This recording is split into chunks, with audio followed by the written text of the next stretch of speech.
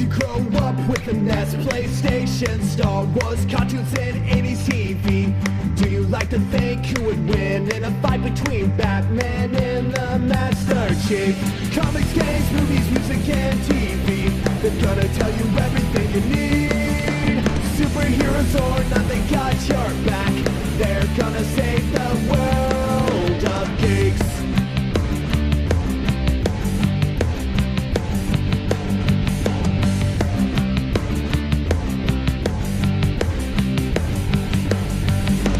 Games, movies, music, and TV, they're gonna tell you everything you need.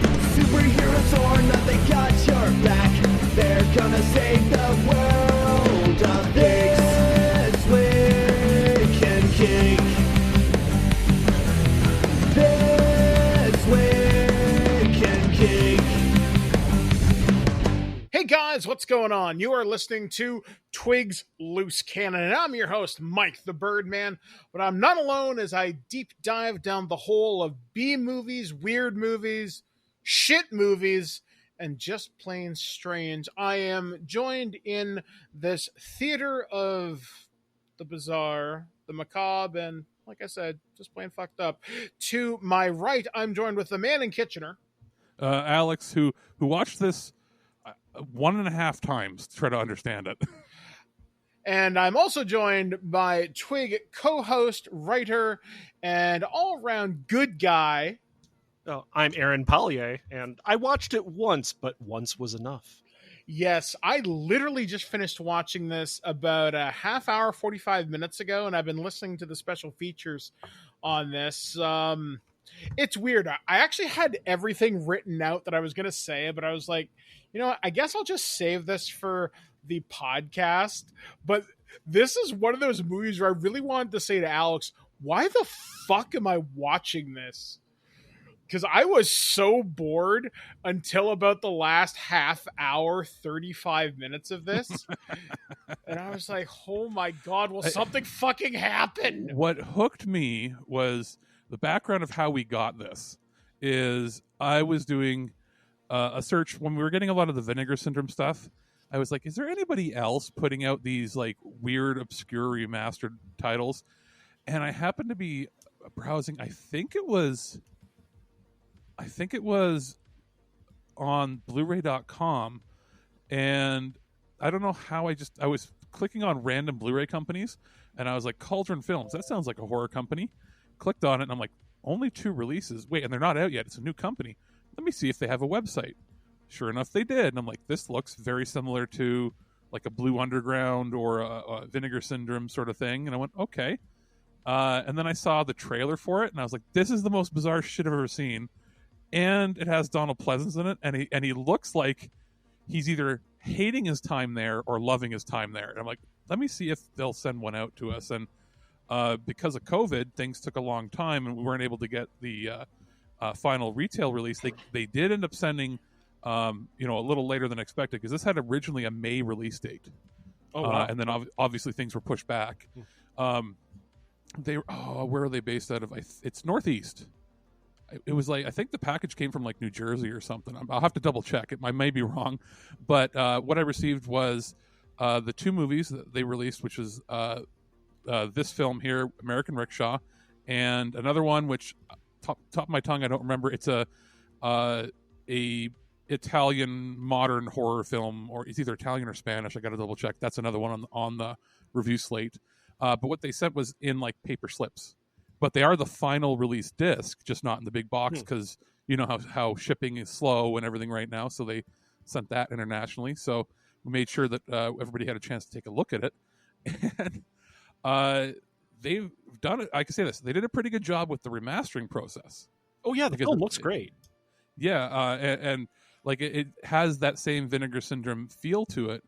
But like they picked some weird stuff to put out. Like this, to me, I was saying off air, reminds me of like, and Mike, you'll know, like all the Reb Brown stuff, the late 80s, early 90s, the kind of stuff. Like a lot of times it was Italian, but a lot of times it was also Hong Kong films where they would get a foreign director and foreign crew would get financing from like an international consortium of rich people, and they'd say, we want an American movie, and it's got to be like this, and they'd list like a bunch of movies they want it to be like, and then they go, okay, so they hire a couple American actors, or British actors or Canadian actors, set the entire crew to be Italian or like Chinese, and then they would have a script written by an Italian or by somebody from Asia who doesn't either speak English or anything. They'd write it in their native language, then have somebody on the crew that could translate it,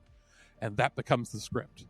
And so it ends up having this competent like production because it's from a competent crew, but there's just this disconnect because it's not the way people would talk. It's not the way people would act, especially for Americans. And it has like the sensibility of European cinema, yet but has the look somehow of an American movie. It's this weird amalgamation, and that's the tone I got from this film. Yeah, I said it already. This film is weird. It's weird, and yeah, we're American Rickshaw. I was engaged with it. I was not bored in the first half because it was so weird. It kept cutting back and forth between this old Asian lady and making like knowing glances at the camera or stroking a cat, and there's this weird glowing radioactive magic jade sculpture that's involved with it, and I don't know, and it just keeps cutting back and forth between her and then the characters. And American Rickshaw should be noted to have an inordinate amount of nudity in it that will keep your attention if you are male. I disagree. It was weird. It was very European nudity in that it was just there. Yeah. It was just there. It was okay. Most of the time it was just gratuitous. It was not even sex happening on screen, but yeah. Which if you've watched European cinema, it's just normal. People like, you can go regular magazines on the front shelf of like, oh sure. Just nudity is not a big thing in Europe, right?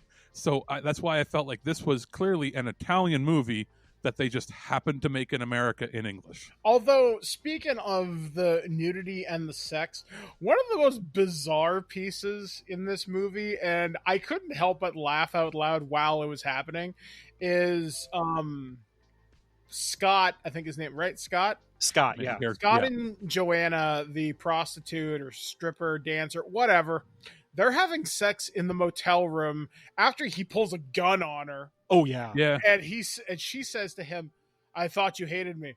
"I do." And then they fuck in the shower, and his jeans are getting wet. It looks like he pissed himself. Sorry. He gets in the shower fully clothed. Yeah, no, he has his shirt off. He's ready to rock. He takes his shirt off. She's completely naked. Gets in the shower. He faces the shower head and gets his jeans soaked. I'm like, that's a waste. Like, it's going to take those hours to dry. You know what that told me right there? That the Italians just expected him to get naked, and he's like, we don't do that in America. No, that's not cool. This is my pay grade, guys. I swear to God, if this was filmed in Italy, he would have been naked. Oh yeah. It would have been like the one scene in Malibu Express, where the main character is actually naked in the shower with the two playmates, but you don't really see anything. Yeah, no. The difference here was you would have seen everything. Yeah, you would have seen everything. But yeah, it's. I guess we should probably start by explaining the basic plot. It's literally this guy works for a rickshaw driving company, like I guess a novelty taxi service that makes no sense.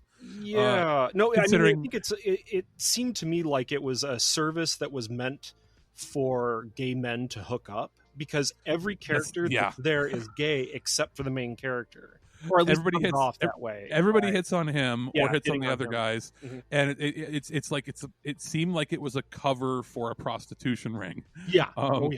Except for him, he does it for like paying his school. But also, it wasn't like I was like, oh, is this whole thing take place just in like Chinatown or something? No, like he's running across Miami. And I'm like, it's not like in China where you wouldn't ask your rickshaw driver to take you 50 miles away. But like it seems like he'll go anywhere, and there didn't seem to be any like restrictions on it, and they seem to operate out of a mall, which made no sense either. And he lives in what appears to be the most filthy apartment building I've ever seen. It looks like you know what? Real rats and cockroaches. Looking at this movie, real ones. Looking at this movie, it reminded me a lot of Grand Theft Auto Vice City, which obviously takes place in a fictional Miami. But this place looked like Vice City and Scarface, because obviously they're both based on Miami there. But the whole time he walks in, I was like, this seems really familiar if you're a video game fan. But that's just a random observation. But yeah, like we were saying, there's rats near the garbage in his apartment. And I kept sitting there thinking, did they put the rats there? And then I'm like, but there's also cockroaches.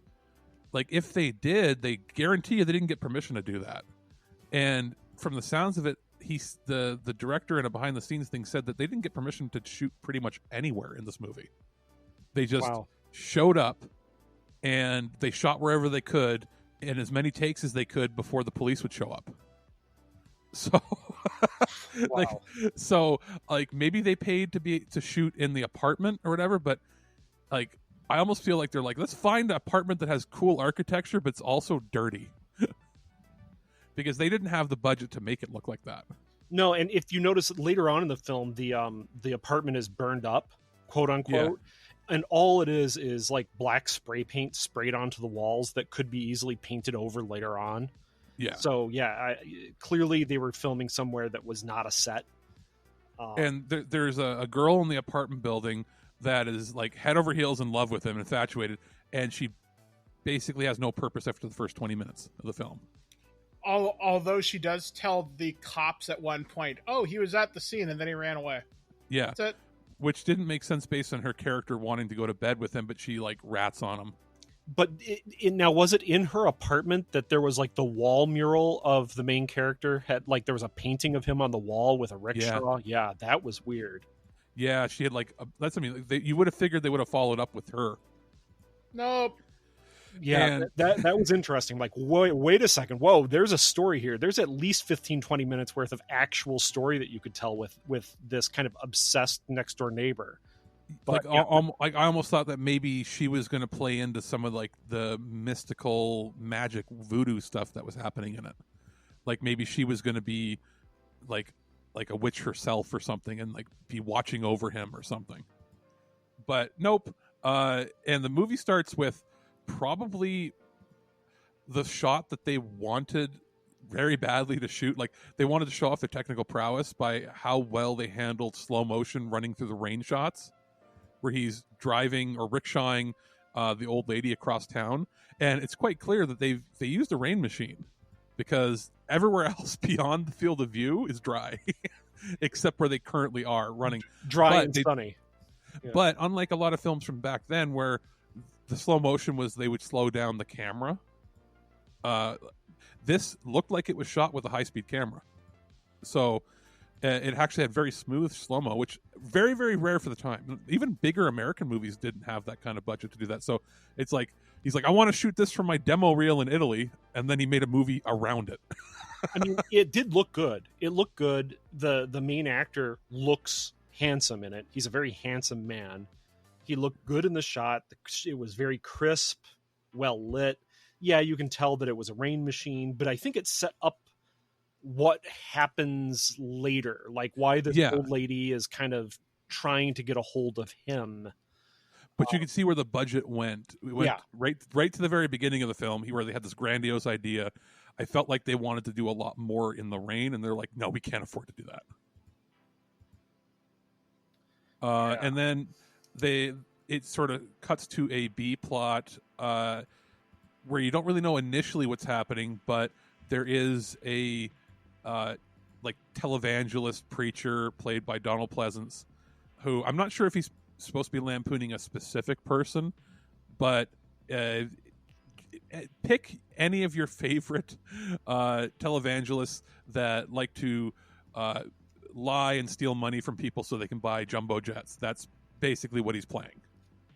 And then there's some connection with him and the old lady they hint at, or that he's not who he seems to be, and he is shadier than he appears to be in the first opening couple scenes, and then it sort of connects them later on. Yeah, it connects them later on, and his son is a real piece of crap as well. That we kind of quickly learn through maybe about 20 minutes in.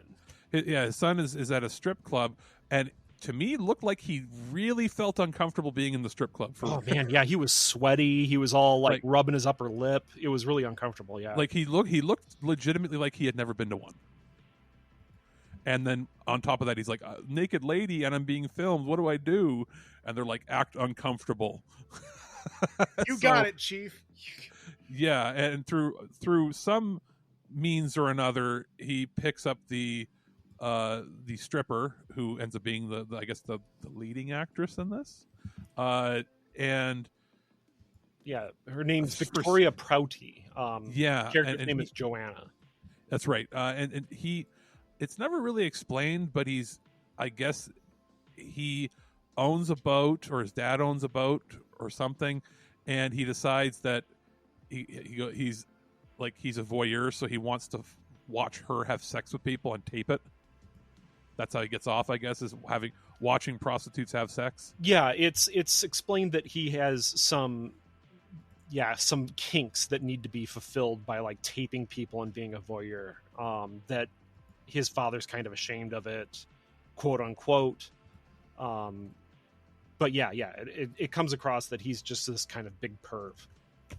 And then how it all comes together is Scott is hired to drive her across to the boat. She seduces him to have sex and pay him, because he wasn't going to just have sex, because he wasn't like the other guys. But then he's like, free sex and I get paid? Okay. So he goes in, realizes he's being filmed, busts up the place, leaves, and then all shit goes crazy. He doesn't just bust up the place. He beats the hell out of creepy guy and backhands the prostitute, while the stripper, so hard. I'm actually shocked that they didn't like put blood on her afterwards, because it actually looked like a really good hit. I wrote down that she's hit with such force. I'm surprised that she's not immediately in the hospital. He then body slams the creepy guy through a table while breaking the camera. Like, and when they break the glass and stuff, it's not like sugar glass. It looks like they actually broke a mirror or two for real, and like it looks like they just said, "Bust whatever we've got up in this place." And it looked like a real boat, like that they were actually in a boat. So they busted up things that were probably in a multi-million-dollar boat. And then he leaves, and enter mysterious murdery man, who is somehow it's not explained. He's just missing appendages. Yeah, it's never explained. I don't know if that actor is really like that, or if that was he had a missing thumb too, because I know the preacher's son did. Was it the preacher's son that was missing? I thought it was the. No, because the preacher's son was identified when the. Oh, that's why he was. Okay, that's right. Okay, yeah. So this guy shows up and he's like, "I'm gonna burn you alive," and murders, burns, grabs tapes, leaves, and eventually the main character gets embroiled in it. They accuse him of causing all this mayhem, and there's sort of a manhunt. He tracks down the prostitute, tries to clear his name, yada yada yada. Gets told there's a mystical evil that must be stopped, and this is where the old Chinese lady comes back into it through weird happenstance. And throughout this whole time that this plot's been happening, every 2 minutes it cuts back to the Chinese lady like petting her cat, and then there's like a snake. And snake or the cat appears somewhere like a Matrix glitch. Yeah. And God, this film, she's like she's not looking at a crystal ball. She's just like looking at the camera when there's like fog around her. Like it looks like, is she looking through other people's eyes at them, She's or is she breaking the like fourth wall. She is the Yeah. viewer of the movie. I don't know. yeah, it's almost like the camera is her eyes or something, but they don't explain it. And there's And- like these weird flash sideways that happen. Like I wrote down that there was a sex scene, but the dead creepy guy like pulls himself out of the toilet during it. Do you remember this? Yeah, and then like zombie attacks him. Yeah. Yeah. Where did that come from? Like, and then it's never mentioned again. Like, man, I have these weird dreams where I'm having sex with a stripper and dead guys come out of toilets. It's or so eventually. I'm sorry for digressing there. No, it's the plot. Eventually, he is brought back to, I can't even remember the name of the old sorcerer Chinese lady. Madam But- Moon.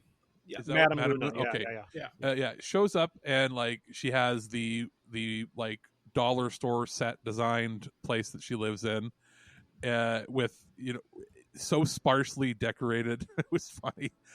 And she tells him a story about how she's some like Immortal Is she- sorceress or something. yeah, like she's like from before the beginning of time or something, and she protected the world by holding this evil entity within the jade like pig talisman that looks like something you'd find at a dollar store, but then millennia go by, and it's like 20 or 30 years ago or something, and some guy tricks her into thinking that she's loved by him, and it's Donald Pleasance's character.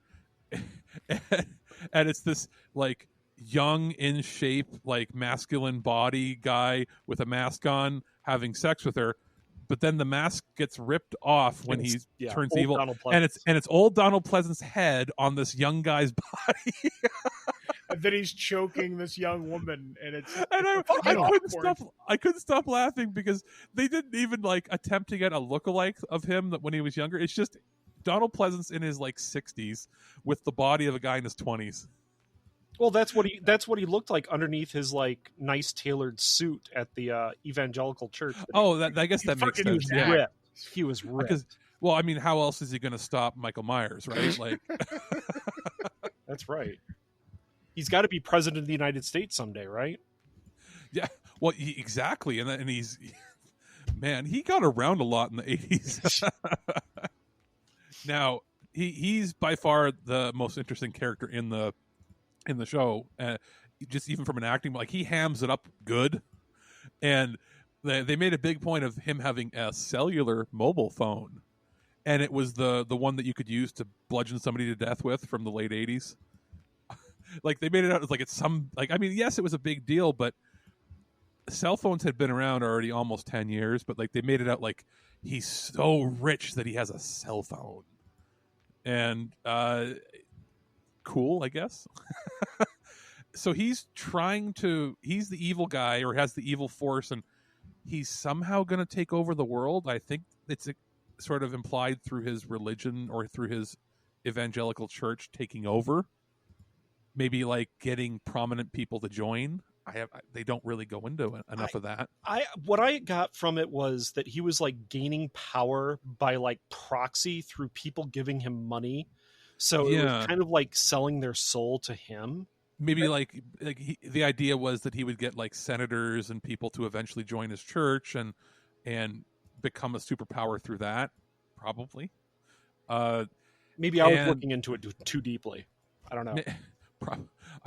I'm just trying to think. I'm like, okay, I'm an Italian director.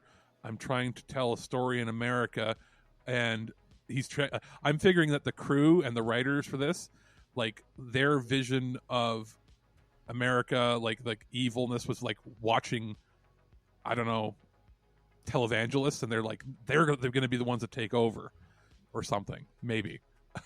But the whole thing breaks down to there's a fight between his henchman, who's the big hulking guy, wants the magical key to get into the box and get something. Was it the last piece or something of the talisman? Is that because they never really explain what that is? No, well, Like he already. it's the only piece is, well, they're trying to get the key to open up the locker that the talisman is contained in. Oh, that's what it was. Yeah. But the key is like mystical as well because it can burn through evil people's hands. Yeah, which was a really cool effect. It was a cool effect, and then it like melted through the floor. And when That he was went, cool. and then when he went to like, he was smearing the blood from his hand to try to reach into the floor, it sealed itself back up. Yeah, that was kind of cool. I'll And give them that, then yeah. the cat shows up when Scott's there, and the cat just happens to have the key. Yeah, it's laying right on top of the key. Yeah, that Yeah. was very convenient. Which, you know, I mean, for a cat, that was a pretty good cat actor. It behaved. Yeah, it did. Although there is a part where, okay, so there's a showdown with evil Donald Pleasance and the Madam Moon. No. And You skipped the part. Do you not remember where Assassin Guy gets hit by a Mack truck? oh, correct, that's right. There's a big chase through the train station, and yeah, he gets hit by a truck, and that's how he dies. It's pretty funny too because it just happens. Yeah, that's how he's out of the picture. Yeah, and then there then- was actually kind of a cool part though. That remember, like a snake bursts like straight through his eye after he's dead. Yes, because That- Madam Moon uses magical powers to do that. Blah! And that looks cool. Yeah, But yeah, so the actual like effects are very cool, gory, late 70s, early 80s Italian physical props, which are pretty neat. Like you can always tell the Italian horror films or the Italian effects, the blood is usually a like more vibrant color than in American ones, and it almost has a bubbly, sizzly effect in almost all of their films. So that's how, if you ever are looking and you want to see if it was an Italian crew that did it, it's the bubbly blood. So there's that, and then there's the showdown between Madam Moon, like I said, and Donald Pleasant's character, and she throws that cat at him. Or is it he throws the cat off? And I was like, no, don't hurt the kitty, because like it gets thrown pretty hard. And then the snake's there. It was the most anticlimactic fight I've ever seen, and he's hamming it up pretty good. And then it just cuts to the ending of Videodrome. It's pretty much the same ending as Cronenberg's Videodrome, where he gets denounced by his wife as being evil, and then when he dies, he starts turning into a pig monster, and it was almost shot for shot like the end of Videodrome when James Woods shoots the guy on TV, and when he falls to the ground, his head splits open, he starts mutating and deforming. Which, oh yeah, those cops took the appearance of Satan Pig remarkably well. Yeah, they're just like, hey, stand back. It's like, what the I'd be going, what the fuck is happening? and it was all televised live on television. Yeah. Yeah, And which is the ending of. Mike, have you seen Videodrome? no, not yet.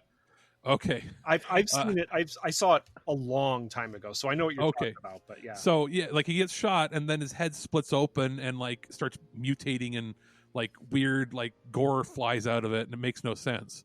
But it And- makes sense in the realm of the body horror genre. The only thing the cops can think to say after witnessing this guy get murdered is like, nobody touch anything. All right, boys, take her away. And that's how the movie fucking almost ends. It's fucking ridiculous. Yeah, they show up at Madame Moon's, or the main characters show up at Madame Moon's apartment with, I guess, the prostitute's child. yeah, that kind and- of came out of nowhere. Didn't Yeah, it? I was like, where the Yeah. fuck did this kid come from? like, she had a friend who was taking care of the kid or something. yeah, absolutely. She did, and it just felt weird because throughout most of this movie, up through the first hour, the last nude scene that she's in is about an hour in. She's just kind of the love interest, and she is a sexual being. And then Yeah. all of a sudden, there's a kid in it, Like- and she's like the kind of puritanical mother figure suddenly Like in the movie. Like it's like it's Stockholm syndrome, but it still didn't make sense. Yeah, no, it just kind of came out of nowhere and didn't feel. It felt like it came out of another movie. Like this should have been Yeah. a different character somehow. And they show up, and like her apartment's gone. Like there's nothing there. It's just an empty loft, and it also looks like a completely different apartment. with more windows, so it didn't really make a lot of sense. And then, am I wrong in saying, is it the cat that shows up? Yeah, it's the cat. Yeah, Oh, it's like pretty kitty. she's left something for us, and then they like say a made up random ancient Chinese proverb that isn't real, and that's how the movie ends. Guys, it's weird. It's a weird movie, and it's like, if what we're saying, isn't doing it justice, it's weird but mesmerizing. Yeah. See, I don't know. I was bored through like 90% of this movie. You like spookies, and I wanted to punch the television. I hated that movie. That one was hard to watch. This was entertaining to watch, at least. I don't know. I wasn't engaged until the real mysticism kind of came out, but I literally had that moment of Simpsons and the fucking Millhouse thing. When are they going to get to the fireworks factory? Will something fucking happen? And it wasn't until he kidnaps her through a car and a bus do things get interesting. Oh yeah, and where he threatens her with a used needle, saying, "I'll stick you with it. I found it in a gutter. I'm sure you're familiar with AIDS." Yeah. Wow. Wow. This is late 80s. I was like, all right.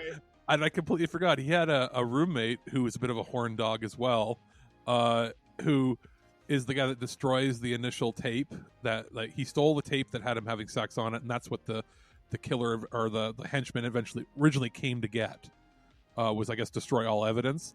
And he gets shot by the henchman in the weirdest gunshot wound I've ever seen. Like, it was a neck, like, sideways into the neck, right? Yeah, like, he gets shot with what would...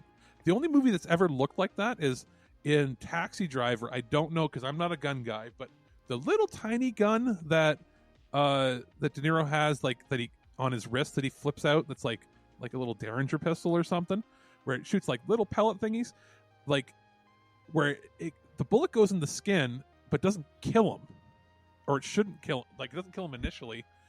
But the guy's gun was a much higher caliber weapon than what the bullet looked like. Yeah, well, it was silenced too. It looked like a 9mm gun. I don't know. I'm not I'm more of a gun guy than you guys probably are. Well, I don't know. Maybe Mike knows a lot more about guns than I do. Yeah. It was definitely not a 22. Like, my first impression was that, oh, that's like a little tiny 22 caliber pistol that he just shot him with, and yeah, like it didn't correlate. Like, the size of the gun to the size of the bullet hole didn't make sense to me. No, the damage done. And then he kills him and has the most awkward dragging scene where he's dragging a lifeless body that's staring up at the camera, which is kind of cool.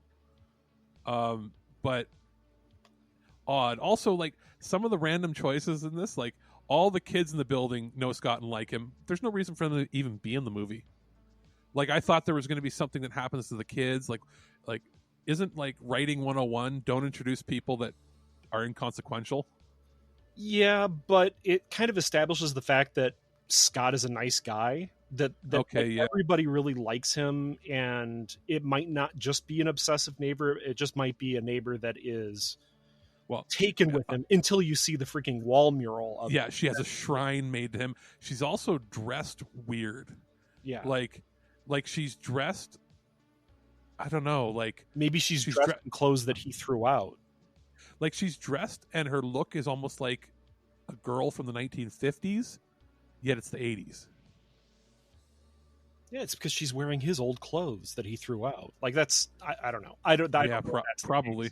But yeah, and also in watching it, like, I was thinking how they had the rats and the roaches and all that. There's roaches that are, like, running up the walls when they're walking down the hallways. Like, that's a real building that had that crap in it. Yeah. It was another dirty room, but, you know, I could not imagine even filming in a location like that, because I'd be afraid to go home and take it home with me. Oh, guys, you need to watch a YouTube series called Another Dirty Room with Dan Bell. He goes to motel rooms and just investigates them, and you have never seen horrendous shit until you've watched this YouTube shit. Like I hate it when like certain times of the year you might get ants in your own. Yeah. I'm in an apartment. I'm like, oh, I got ants. I got to get an ant trap. But, like, if I ever saw a roach, I'd be like, well, I'm burning down my building and starting a new life somewhere else. Whenever I get fleas, because I have cats, I bomb the hell out of my house. I can't stand it.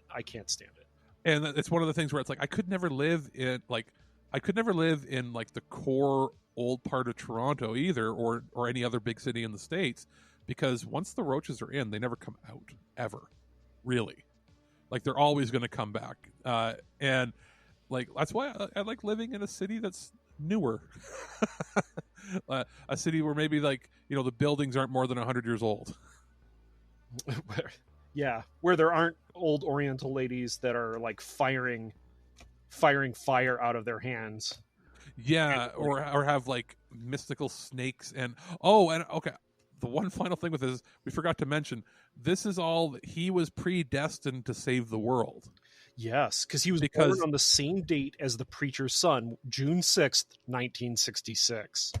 Which it was 666 or 9999. They tried to make some sort of reference to the number of the beast, but it was also that he was born in year of the tiger.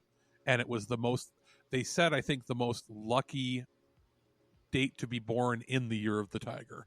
Yeah, because one of the detectives was really into astrology and knew all about it. And, there was the Deus Ex, like he's like, he goes, oh yeah, and best line in the movie, other than the needle one, is he's giving this big speech to his captain or sergeant, and then he points and says, it's all from books. You're not going to get that in there, and he points at a computer. He goes, you're not going to get any of that from your computer, and he points at it. It's like, oh, buddy. Yes, we know encyclopedias hadn't been put on the computer yet, or maybe they had, and like, but they were showing like trying to make out this big thing about how his books and knowledge of ancient mysticism was never going to be cataloged on a computer. The only thing I think that the movie really fell down on that like was a full-on negative was the chase scene in the parking garage. That really was boring. I feel that was probably because they didn't get permission to shoot there.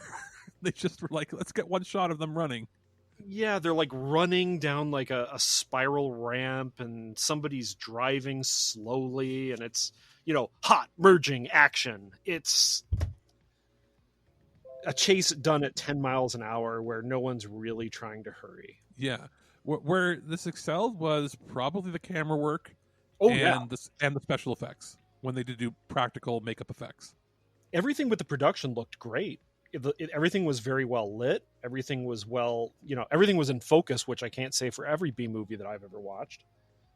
Yeah, so you could tell, like, it almost intrigues me, like I might want to go and watch, like find out what that director's most famous Italian film was, and just watch a copy of it and see, because obviously the crew he used was like, they're competent. They were probably some of the better directors, and they did mention in the behind the scenes, if you watched it, Mike, they mentioned that there's basically two types of directors. There's ones that do it, for the art, and you get your, they mentioned like Fellini and that, and then you get the ones that do it for the paycheck. And they said this particular director is a prime example of the guy that does it for the paycheck, but knows what he's doing, whereas so many other people don't. There was a thing that's mentioned in the special features. I think this director worked with a very young Nicole Kidman at one point for one of his romantic comedies, but the movies are very hard to find.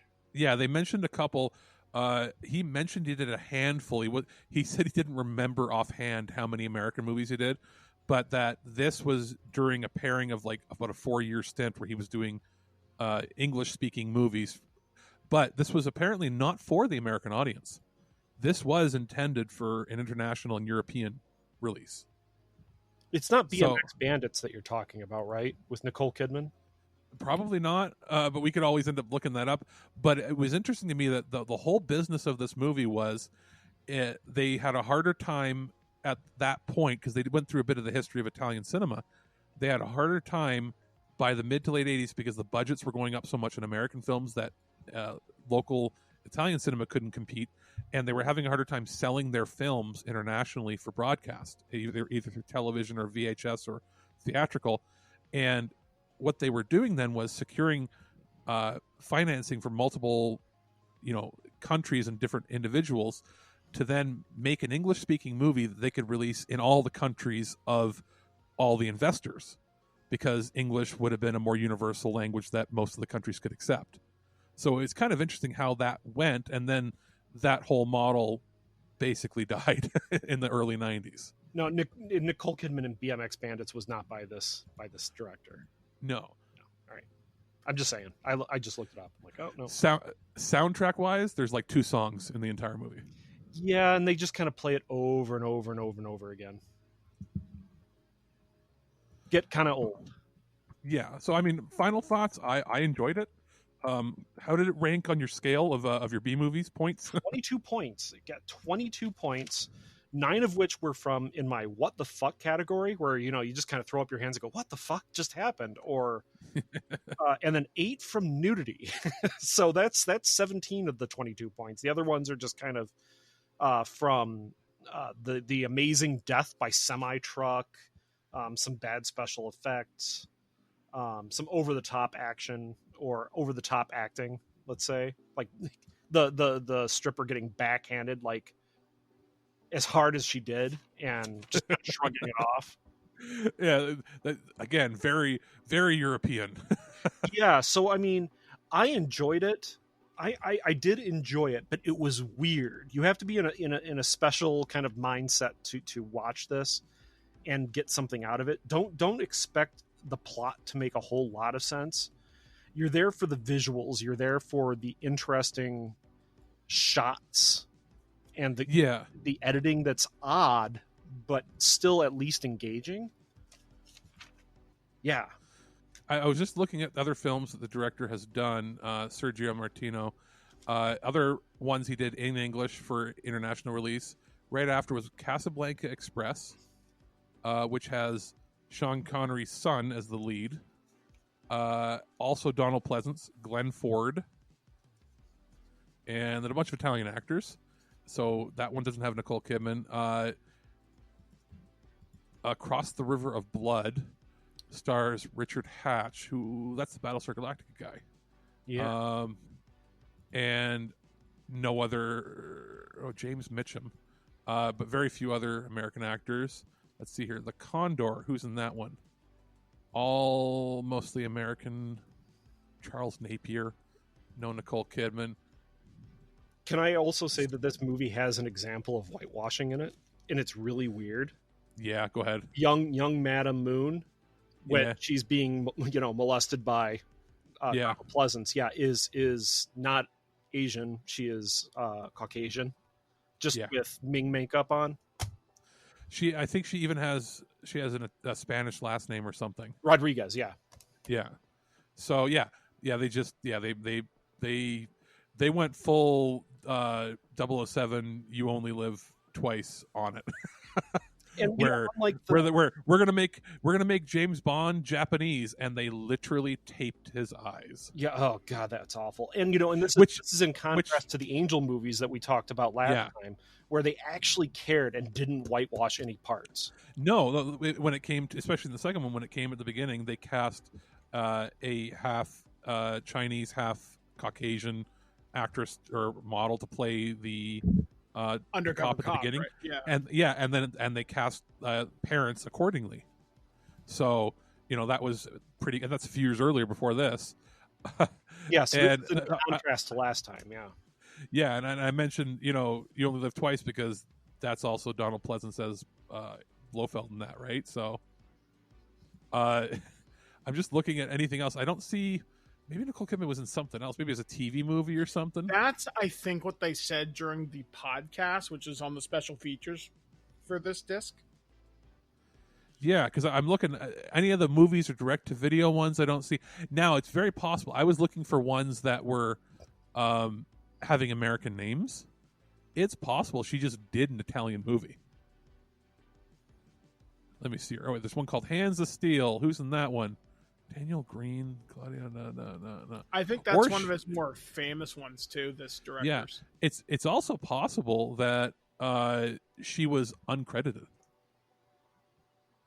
or went as a nobody back then, right? Like, it's possible.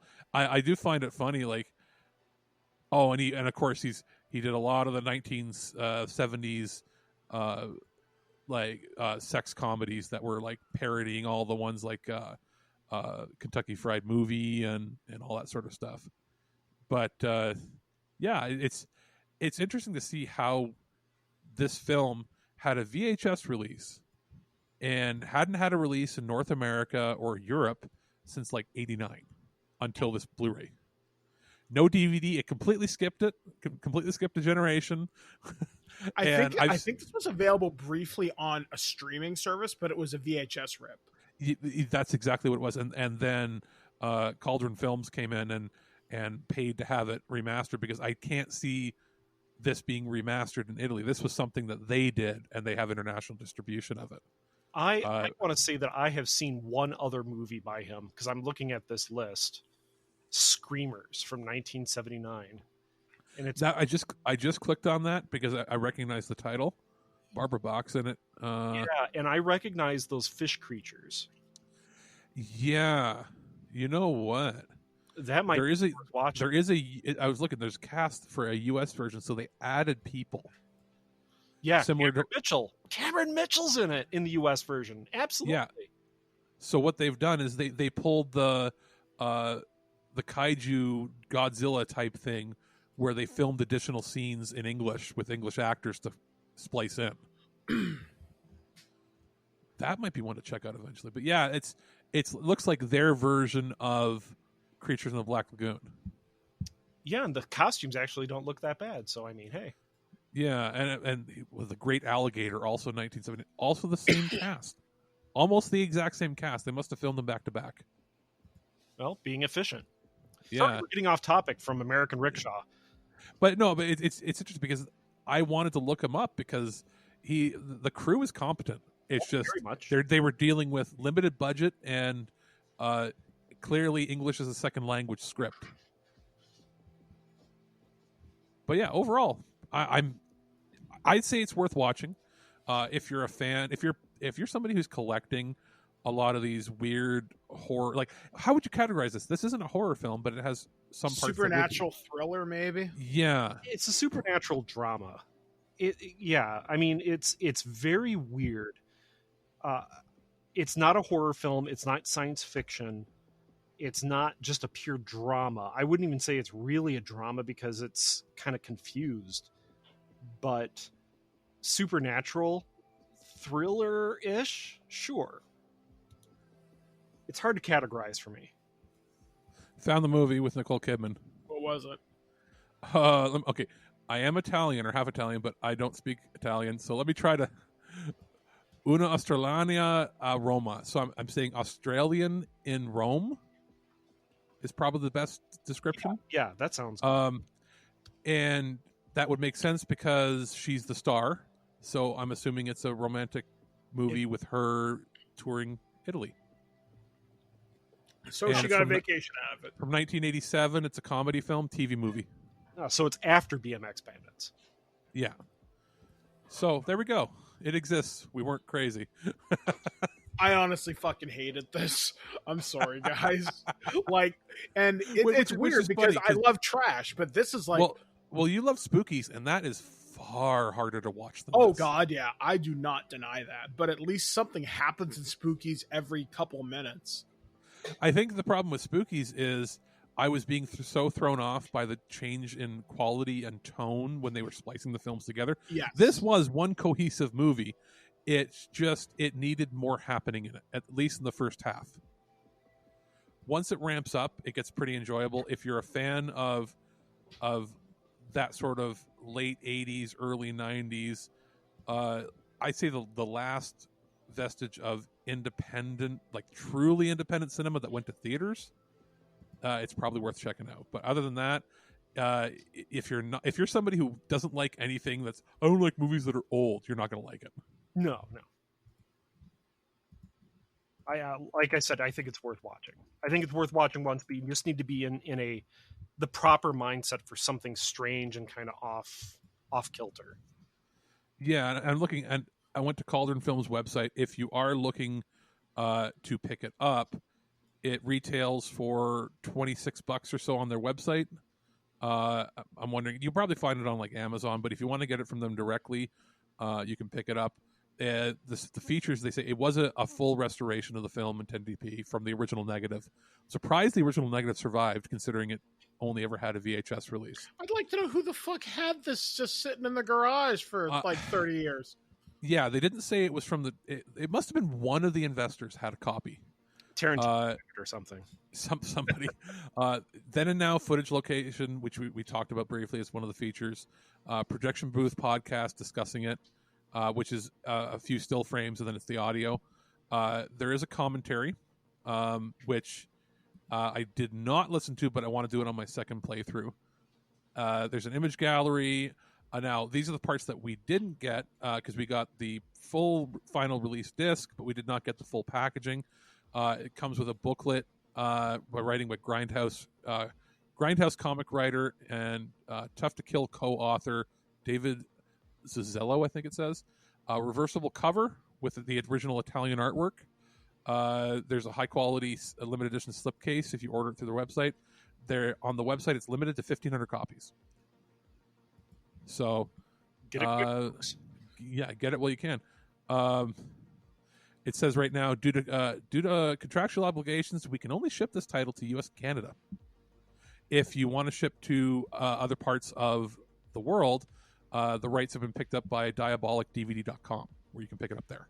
But it's still, it is a release from Cauldron Films. They just don't have international rights to distribute. Interesting. But very cool. I mean, this is their first release, so I hope that they pick up these weird, more obscure things. That this is something that even Vinegar Syndrome probably wasn't going to pick up. So, I will say, in terms of what was put into it, the effort's there. From a pure special feature standpoint, you know what? Not bad. You've done not as good as Vinegar Syndrome, but you do more than some of the major studios. And that's saying something. So somebody gave enough of a shit to restore this. That says something. Have you seen some of the MGM releases of the back catalog where it's just like a static picture for the menu and that's it? Oh yeah, believe me. So they've done at least a decent enough job. They did make an effort to create some extra features for it, which is cool. Having the podcasters really surprised me. Yeah, and that's basically all we can really say on it. I think we're pretty much done with this. If you're interested, I'll put links in the description for the show because it is something for the collector out there, I think. Somebody like our friend Andrew Roebuck, who loves these weird films, will probably pick it up. Yeah. So that's going to do it for this edition of Twig's Loose Cannon. What's coming up on the show next time? Christ, I don't know. It's whatever the hell. I know. I've already picked out our next movie. Oh, God. Ooh. What is it?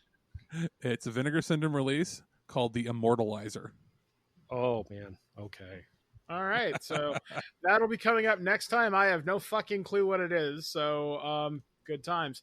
So anyway, for Twig's Loose Cannon, we have been Alex, the producer.